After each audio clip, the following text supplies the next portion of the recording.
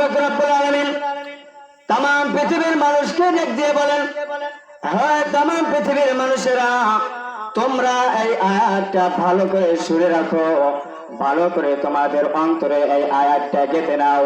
যদি তোমরা এই আয়াতটা ভালোভাবে মনের মধ্যে গেঁথে নিতে পারো, ভালোভাবে আমল করতে পারো, তাহলে কোন মুশরিক কাফের তোমাদের কাছে আসতে পারবে না।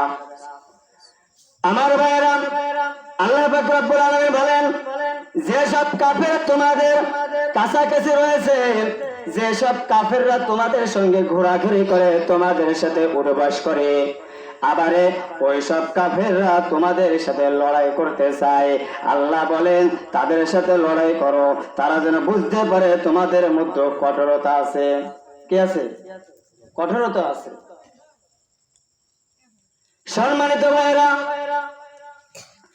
একজন মুনাফিক যখন আপনার কাছে আসে, রাসূলের আদর্শ নিয়ে কথা বলেন, সেই আদর্শকে বাদ দিয়া রাসূলের আদর্শকে মানে না, নিজের বানোয়াটি কথাটা সমাজের মধ্যে প্রচলিত করে।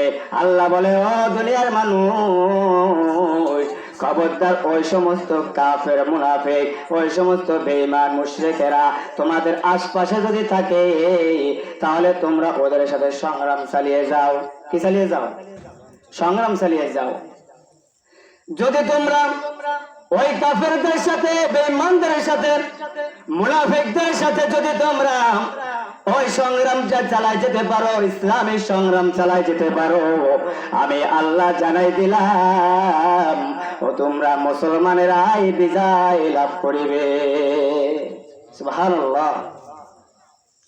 সমাজের মধ্যে যার সাথে যেমন ভাব, একজন মুনাফিক, একজন মুশরিক, একজন কাফের, একজন মুমিন বান্দার কাছে এসে আল্লাহর নামে অযথা কোনো কথা বলে যেতেছে, রাসূলের নামে অযথা কোনো কথা বলে যেতেছে, আপনি যদি মুমিন হয়ে, মুসলমান হয়ে চুপ করে থাকেন, আপনি ওই কাফেরদের অন্তর্ভুক্ত হয়ে যাবেন।